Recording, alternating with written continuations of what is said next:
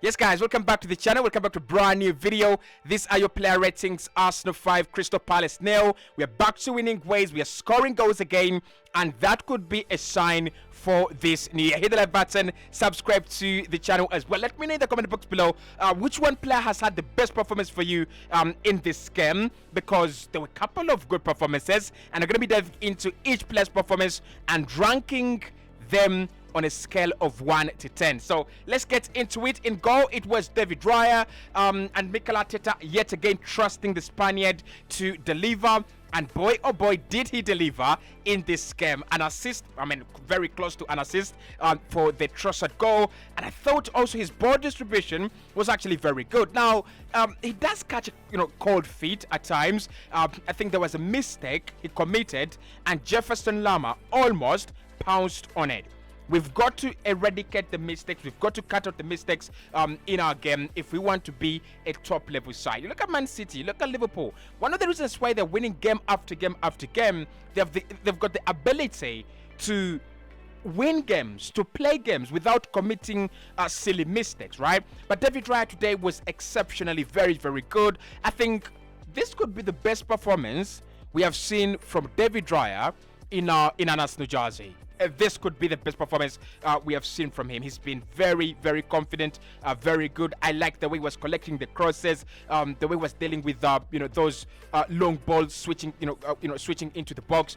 He was confident as a goalkeeper, and maybe this break, during this break, again, we worked on our goalkeeping situation. We've worked with David Raya. That was one of the problems the team has had, as well. So David Raya, I'll rank him a 7 out of 10. Let's go with a 7 out of 10 for David Raya. Not a bad performance at all. If he can keep up these performances, clean sheets are going to be coming his way more than often, and he's going to be helping us to win games, especially in terms of going forward, scoring goals and switching play and those quick transitions. He was very good in this game, and I really did rate him highly today. 7 out of 10. Benjamin White, 7 out of 10 as well. Today, Ben really had a very good game, by the very, very good game. I like the way Mikel Arteta is trying to understand that teams are going to be sitting in a low block against us, rather than teams actually trying to go with us, toe to toe. I think teams are now very aware you can't match Arsenal's power. You can't match Arsenal's midfield. They've spent over 200 million on a new midfield, so you can't match them toe to toe. You can't compete with them toe to toe. So what clubs are doing? They're sitting in a low block. They're allowing themselves this kind of time to wait for Arsenal to commit a mistake. So for you to overpower them, the likes of Ben White have to invert in midfield as well and do these good jobs. But then he's got to provide enough support for Saka. And that is what I'm looking for. And that's what I'm looking at in a new right back. I've always told you I want Arsenal to send a new right back. And that's the reason. I think Arsenal are better off with a right back who actually makes runs past Saka and provides that kind of width and provides that kind of support to him as well. And that's what Ben White was today. Now, again, not the best performance from him. We know he can do better. It's a 7 out of 10, but he can do better. We know he's defensively better, and we know he's a player that is adapting to this role at a quicker rate as compared to all other centre backs that we have seen, try to invert in midfield and even play at right back. I think he's done better than Josko Gvardiol, who cost 100 million at Manchester City in this season so far. Okay, so Ben, 7 out of 10. I think he's been really, really solid. Very, very solid. Right back, at left back, Alexander Zinchenko. That's a 10 out of 10 for me for Alexander Zinchenko. It's a 10 out of 10. And why it's a 10 out of 10? He does what no other player does. He's done what no other player has done in this game. And I think you will look into what Alexander Zinchenko provides this team with, and what the liabilities are, and his importance to the team, his value to the team is still very, very heavy. He's one of those players that just allow us break the lines. He's just one of those players that are so intelligent. He allows us progress the play from phase 1 to phase 3 without going through phase 2. So he'll pass that ball into into the final line of attack, jumping or without accessing the midfield, without accessing Kai, without accessing Odegaard, and without accessing Declan Rice as well. But then he just gives us that numerical advantage, and I really don't understand why Roy Hodgson really played with a midfield three, because he played with Lama, who I actually like very, very much since his days at Bournemouth, and then he's played with Hughes, right, and Eberechi Eze in that midfield, kind of a midfield three. And I didn't understand it, because when you're playing a club like Arsenal, they are going to be all over you. They're going to try to win the midfield, and I thought Crystal Palace would come to win the midfield and make it difficult for us. They didn't do that, and yeah, I was kind of surprised. I was really, really kind of surprised. But I tell you, Zinchenko, 10/10. That was a very good performance from the Ukrainian international. Gabriel Magalhaes, 10/10. Yeah, when he gets a brace, when a defender gets a brace and keeps a clean sheet, there is nothing more you can ask of such a player. A centre back on a brace and a clean sheet. If you don't give him a 10/10, it means that you'll never give them a 10/10. Gabriel was phenomenal, remarkable today, and we're starting to see the maturity. We're starting to see why he's 25 and Saliba is younger. But then we are also trying to see the aggression. We're trying to see the calculated energy, right? When he had just come into the Premier League, he was all over the place, jumping into this one, jumping into the other, doing all this stuff that were actually not very, very cool.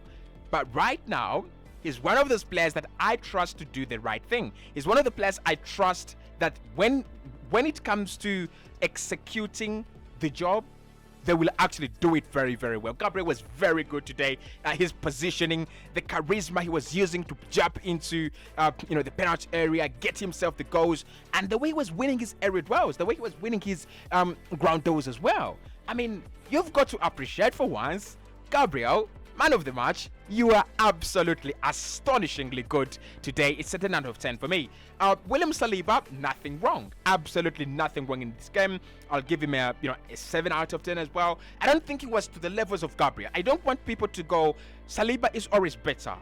Saliba is always at the same level as Gabriel. I don't think so. I think the truth is that William Saliba today was second best to Gabriel, and he was good. Like, really good. You can give him an 8, you can give him a 9. I don't have a problem with that. I just give him a 7/10. I think there was a clear difference. There was a clear difference between Gabriel and Saliba today. Gabriel was like phenomenal. This is what I'm going to say. Gabriel today was Saliba levels, and Saliba was the usual Gabriel levels, right? And I still think Saliba was calm, and he was good. He was really impressive. So Saliba 7, Gabriel, I'll give him a 10/10. Okay, Martin Odegaard. This one is confusing for me, because we created chances, we were very quick in transition, and we progressed the ball very well. But at the end of the day, when I check my VAR, Odegaard didn't play that well. Like, it's the truth. I don't want to lie. I don't think Martin Odegaard really played well. I don't think that was a performance that he's going to be proud of. I don't think that's a performance that he's going to be happy to see again.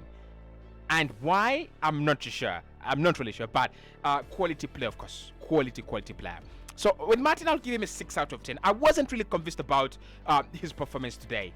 Odegaard, a 6/10. We all know he can do better. We all know he will do better. And we all know he's better than that. Kevin De Bruyne, one of his interviews he's done, who was asked about the player he thinks is actually going to take over the Premier League, and he said it's Odegaard. It's Odegaard. If I had come a little bit late in the Premier League, no one would be talking about me, because the Premier League has Odegaard, and I also think Odegaard is brilliant, like really brilliant, but not in this game. I kind of felt like something was lacking. Was it too fast? Was it too quick for him? But no, last season we were playing it, at a very quick pace, and he was actually thriving. So I know he will come around. I know my captain will come around very, very, very well. Kai Havertz, an 8/10 for me in this game. Again, Kai showing versatility, but also showing the reason as to why Mikel Arteta signed him. Now, I'm not really sure 75 million is justifiable yet, or will be justifiable later. But for now, in this game, at least we saw, right? We had a target man at times. We had Kai Havertz play out wide on Saka's wing, allowing Saka to be a little bit narrower. We saw Kai Havertz play alongside Odegaard in the number 8, and he was good. He was really, really good. The one thing I'm going to ask of this Arsenal team, can we try to see him more? Can we try to see Kai more? Can we try to allow him play? Can we try to see him, these runs that he's making? Can we try to see them? I think the quality player there. I think Arsenal are not exploiting him. We are not exploiting the advantage we have in Kai Havertz. We're just not. But he's a quality player. Okay, Declan Rice. Declan had a good game, didn't he? He had a good game. He had a very, very good game. And one of the things I liked about his game today, the ability to switch play quicker and the ability to allow Arsenal play at a quicker pace. He's one of the pace killers in this team. He's one of the players that want to take their time. And I think Mikel Arteta has talked to him. You've got to give it to them quicker. They want to do business. Trossard wants to do business. Saka wants to do business. Jesus wants to do business as well. So if you want them to do business, if you want them to do the right things right, then as their number 6, as their metronome, you've got to release the ball quicker. And he was releasing the ball quicker today while still winning his duels, while still passing the ball very well and dribbling very well. So today, Declan Rice, to the point that he came off, he was still phenomenal. Very good. So Declan Rice, let's go with an 8 out of 10 as well. 8 out of 10. Bukayo Saka, not astonishing at all, but better. Like really, really better. Better than Anfield away. Better than against Brighton at home. Better than against Fulham. And better than against West Ham. He is better, and he was better in this game. The delivery on the corner, nice. Very, very nice. Very good. So, I'll give him a 7 out of 10. Because we know he can do better. And we know he's getting into those good positions. He's just not using the advantage of being in those good positions. So if he can get into those positions and then finish off the chances that he's actually getting in those positions, we have a phenomenal player there. We have a phenomenal, like really phenomenal player there. But I like him. I really do. Saka is 7 out of 10 for me in this game. Leo Trossard, 7 out of 10 as well. Leo did get the goal, and I thought he played better than Gabriel Martinelli has done in previous games. But again, the new role helped us very much in terms of creating that unpredictability pattern for the Arsenal front runners. I'll just give him a 7 out of 10. I think he can do better. I think he can improve on that performance. Gabriel Jesus, 5 out of 10. He struggled a little bit in this game. His work rate is still there. His quality is still there. But we've already talked about it. You are in number 9. Get your chances. Bury them. The more he doesn't bury his chances, the more the fans won't trust him. As simple as that. Gabriel Martinelli, 10 out of 10. Why? Gabriel Martinelli comes on for a few minutes, maybe 20, and he buries 2 chances in a very similar way, and that is what you want to see.